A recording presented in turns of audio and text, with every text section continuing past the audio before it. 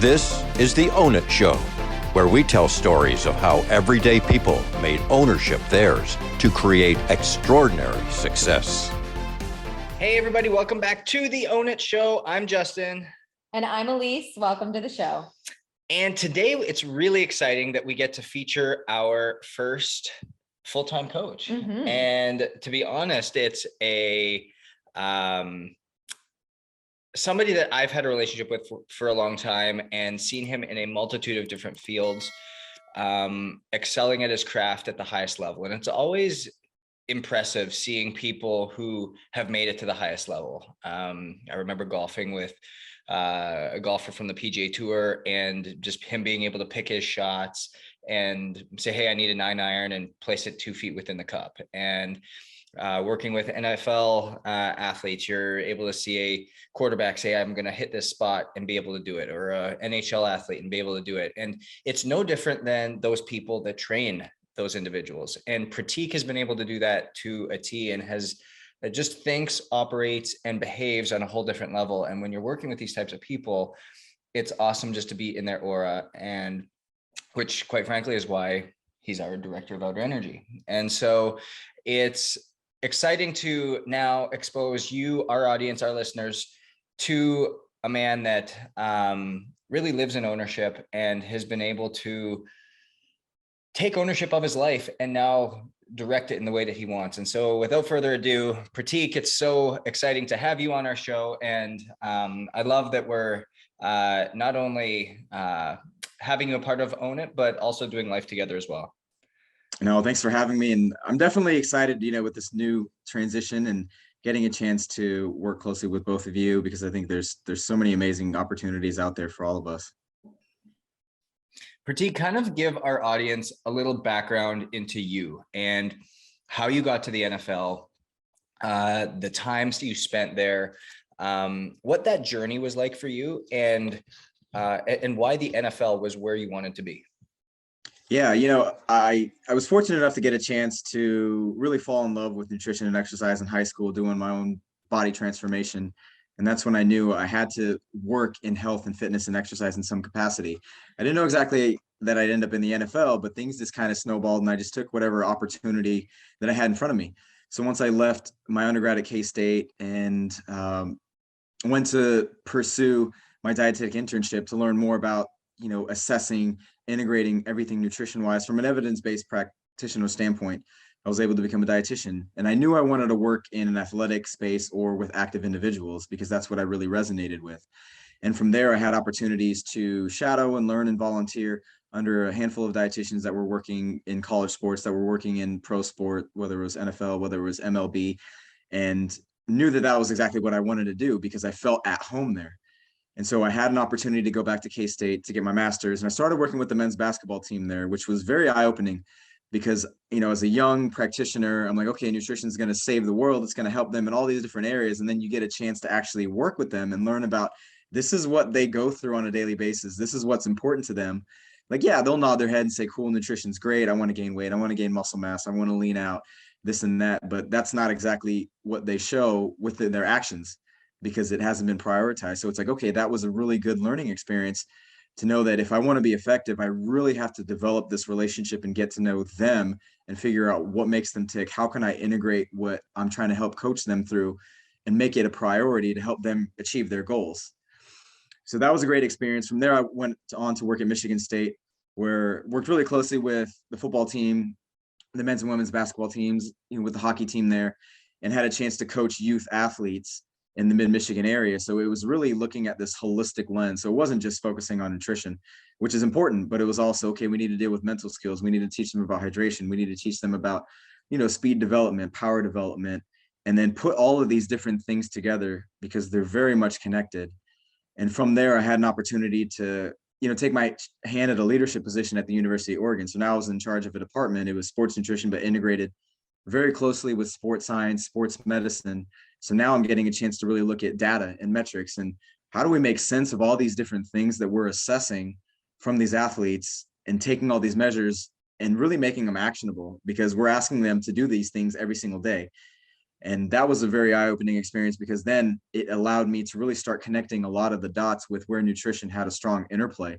So it wasn't just nutrition's off by itself in this department, and then, oh, if we need pre-training items, post-training items, the training table, then, then that's when it's looked at as being important. It's like, well, no, these athletes aren't sleeping very well. Why aren't they sleeping very well? Well, their calorie intake is really low. They're dehydrated. It's like, okay, now we really need to create some interventions to help them with the issues that are going on. And from there, I was very fortunate enough to land on the coaching staff with the Giants. So it was a dual role, looking at nutrition, supplementation, hydration, but also an assistant strength coach. So really combining all these different aspects of what I had the chance to learn, and now try to integrate it in a very chaotic environment. And Justin, as you know, we don't have a lot of time with these athletes. And if your team isn't going into the playoffs and spending extra time with practicing and being in the building, they're off months at a time, and you don't know what they're doing. And by the time they return back with the team, you have to create really, really quick interventions to be able to see where they're at, where they need to be, and how can you take them from point A to point B, all in a short amount of time, knowing that they could be cut at any moment or traded. And then you start the process over with a new player. So that was a really great learning experience for me, to really be able to make sure that I knew exactly what I needed to do right there and then to make really quick decisions, to make really quick interventions, given we didn't have a lot of time with the players, and develop that trust, because, unfortunately we didn't do very well on the field, and that puts everybody at risk to being let go. And so if you're good at what you do, the players will vouch for you, the organization sees it, and they don't want to lose you. And I think that should hold true with any organization. Even if you win and if you don't lose, you should be evaluated appropriately. I think the performance program that we were putting together resonated with them, and they saw a benefit to it. So that's why we were still sticking around as they were going through different head coaching changes. And really, it got to a point to where it's hard in those environments to really take ownership of what you want to do for the team, because there's so many people involved. Like, you're not the most important person, but you feel like there's a lot more that you can do for them. So maybe it isn't necessarily working with them at the team setting in season. It's maybe there's something else that can be done for them in a different capacity. And that's what kind of led me to transition away and try my hand at really developing a process and a protocol to see, like, can I help high performance athletes on my own with everything that I've had the chance to learn over the past decade, and really, really make a big difference, instead of, I'm on the coaching staff, I'm working with them, we're just trying to manage all the problems that arise given the situation and circumstance that we're in. So thanks for walking us through all that, Pratik. It's, always so impressive to hear your story and your background, even though I've heard it a couple times now. It's highly, highly impressive. And one of the reasons why, we're so happy that you're on our team. The world has recently gone through a series of mass transitions, and you are included in that. And life ultimately, as it stands, is about how gracefully we can manage through those transitions. And, I know when you and I spoke a couple of months ago, you told me the story about your transition out of the NFL into what life looks like today.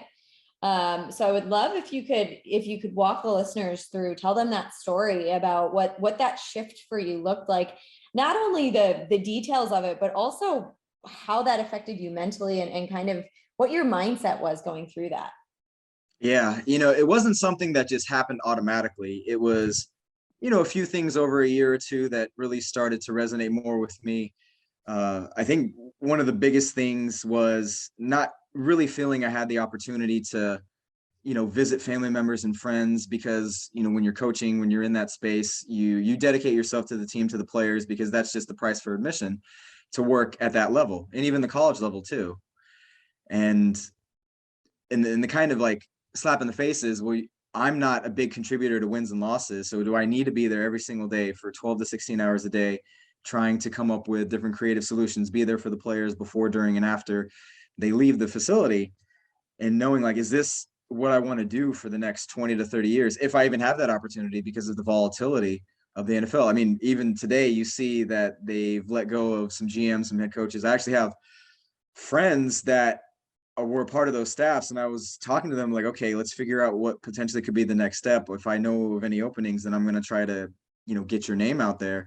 And it's tough, because you work really hard, and even if you're really good at what you do, you're still at risk. So it didn't matter how much time and effort that I spent trying to hone in on my craft, I was always going to be at the mercy of somebody else. And, not having that control and, ownership of my own life was, it was very difficult to experience.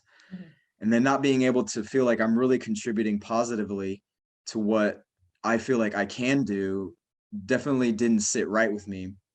So, over the course of many months and thinking about it, I was fortunate enough to still be on my contract for 2020 with an extension in 2021 in hand that I hadn't signed, and thinking like, is this exactly what I feel most comfortable doing, or am I just going through the motions because I enjoy the title I have, and there's notoriety if you get a chance to work for a professional team, you feel like you're bigger than you are. And I think that's where I was at that point.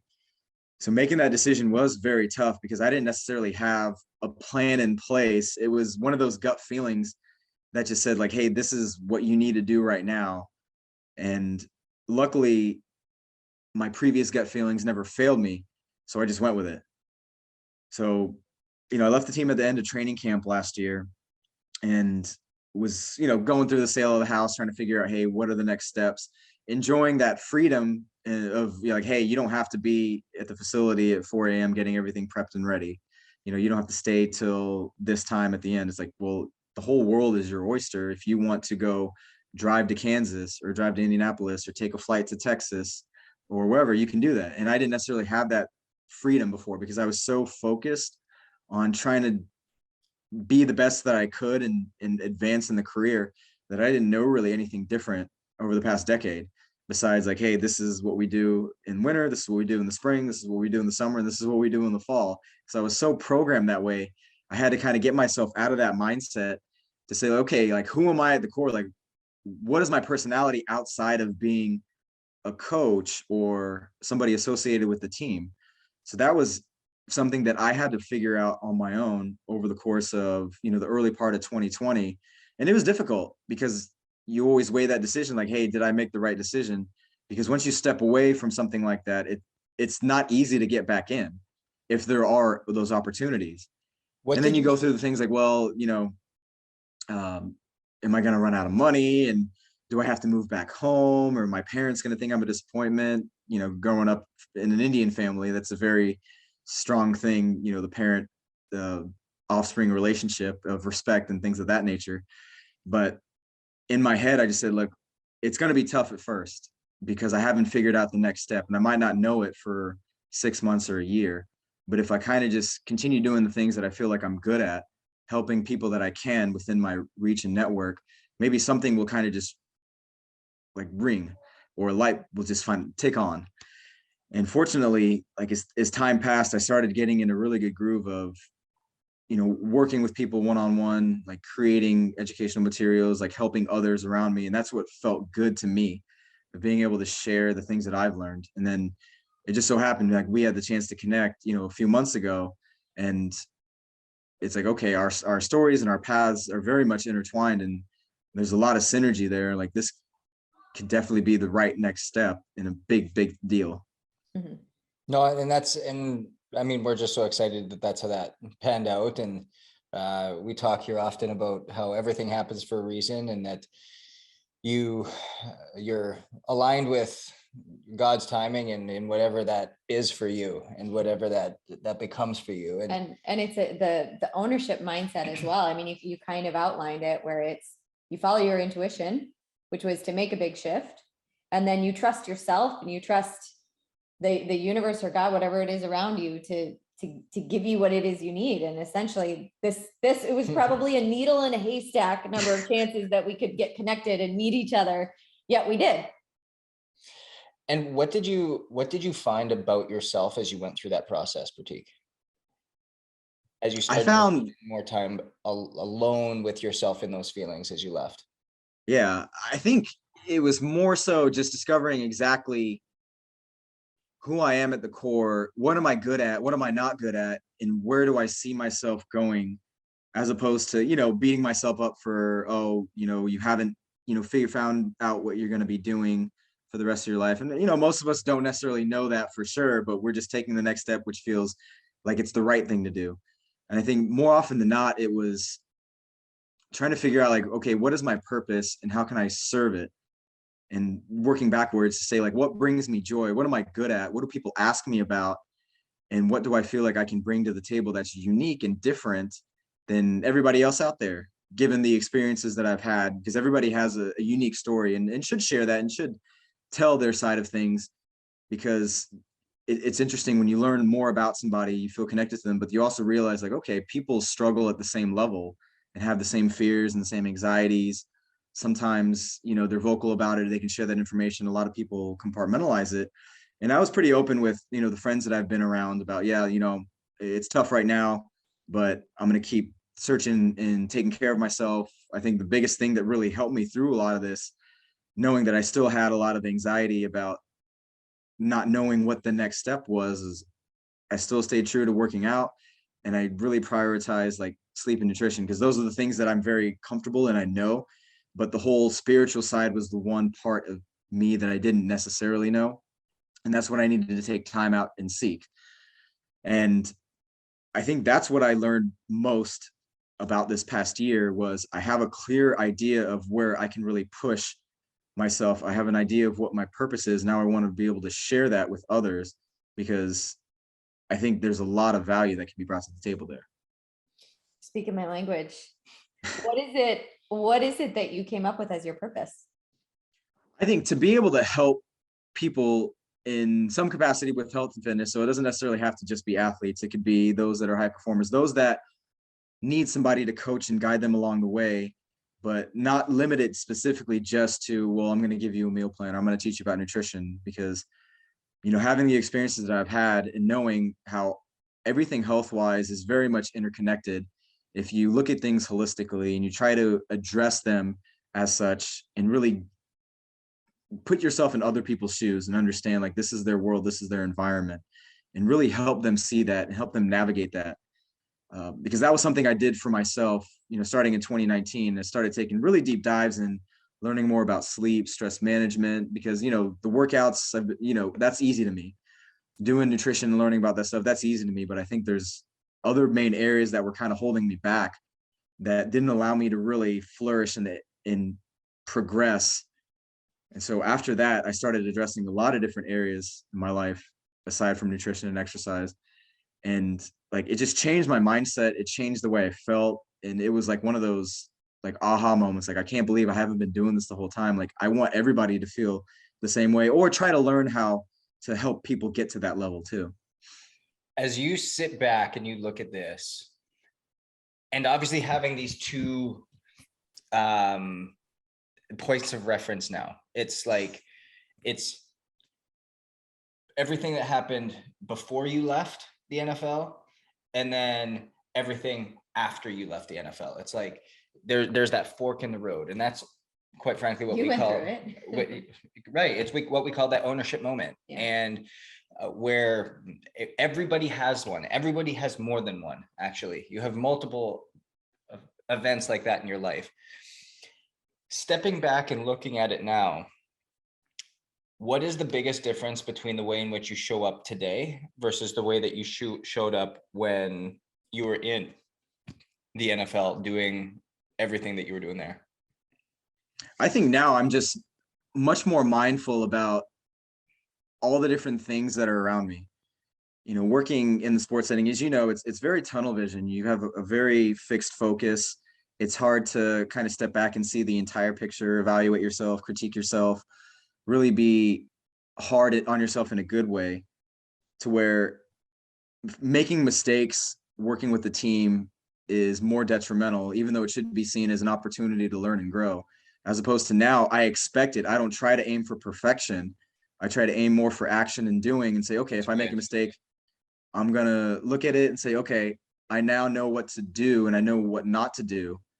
And I think that's been a really big mindset shift for me. Was I tried to put that aura of perfection before, and really, like, if something bad happened, I wouldn't take the ownership of the responsibility of what happened in the negative light and say, okay, look, that's on me. Now I know what we need to do. Now we all know what we need to do moving forward, as opposed to blaming other people or blaming a situation.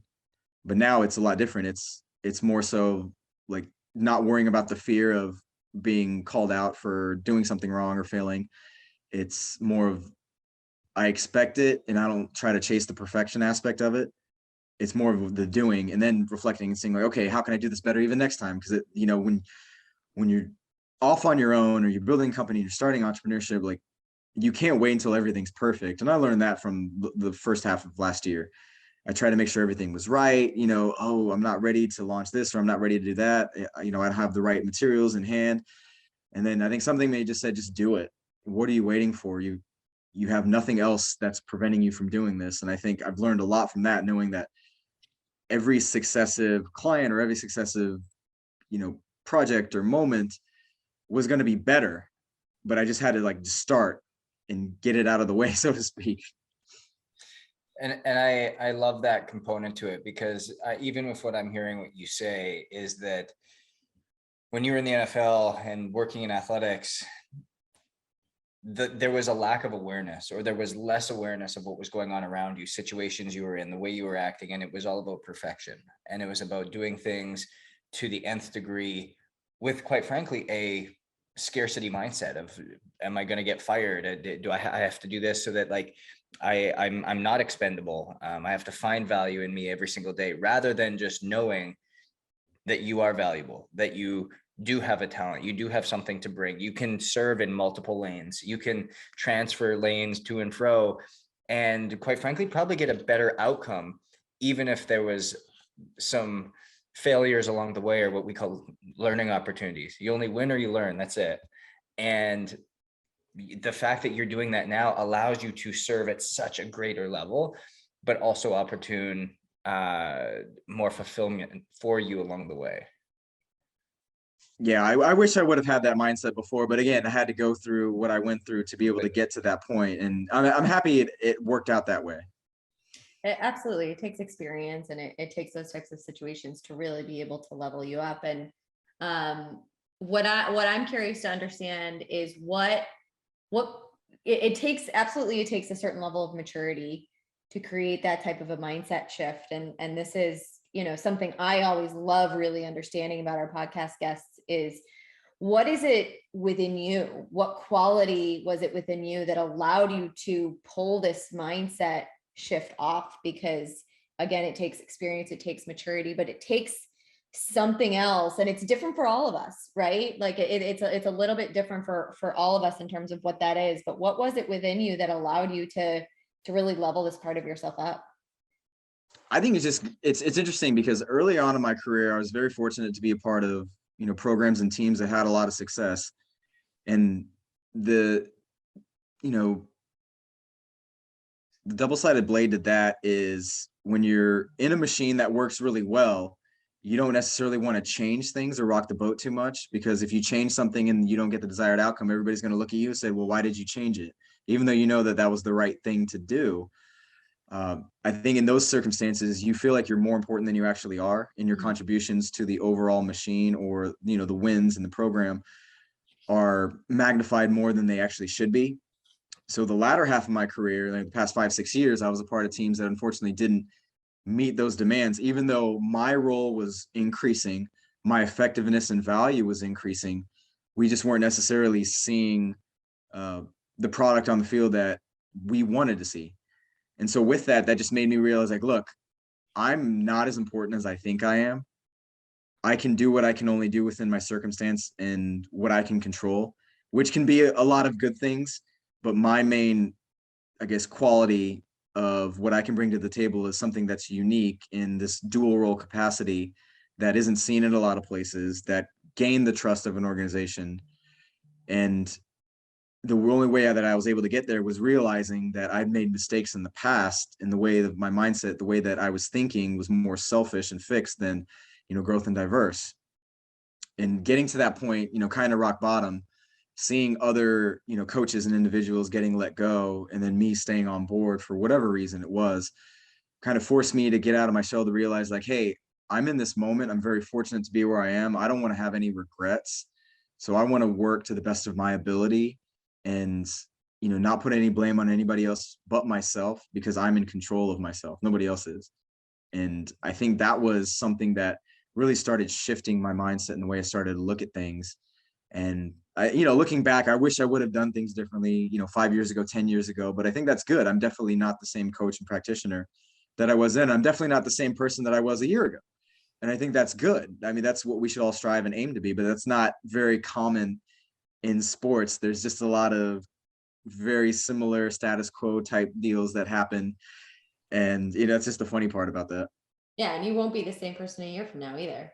No, But not at all. yeah, we're always evolve. Well, the goal at least is to continue to evolve and change. But really what I heard you say is that it was humility that has led you to ownership. So that's amazing. And it's certainly a really important quality to have. So good for you for pulling that out of yourself. I want to ask you next one of our listeners' favorite questions, which is in a word or a phrase. What to you would be your definition of ownership? That's a good question. I think it's just accountability, really. We all know what we need to do. We all know what we should be doing. And there's always going to be some issue that arises. And that's just what life is all about. But if we don't hold ourselves to a high standard and follow through with the things that we think about or say that we want to do, like there's no accountability there. And it's the same thing with the clients we work with the athletes we work with. If we tell them to do one thing and then we see them doing something else, we don't try to reel them back in to say, remember, this is the path that we want to be on. I'm here to help you see that and guide you instead of exactly telling you what to do or mold the path for you. Then that doesn't allow somebody to actually live in ownership. Exactly. I love it. Pratik, where can listeners engage with you more and ultimately end up finding you? Yeah, I'm pretty active on Twitter and Instagram. It's the same handle. It's at Pratik X Patel. Just sharing a lot of things that I've learned, mistakes that I've made, insights into, coaching, sports, health, fitness from just a different viewpoint, not trying to say the same stuff that, you get from other people, because then you go to them for that. It's just kind of being just honest about the things that I've had the chance to learn and experience over the past decade or so. It's great. And can also be found now on all Owner coaching materials.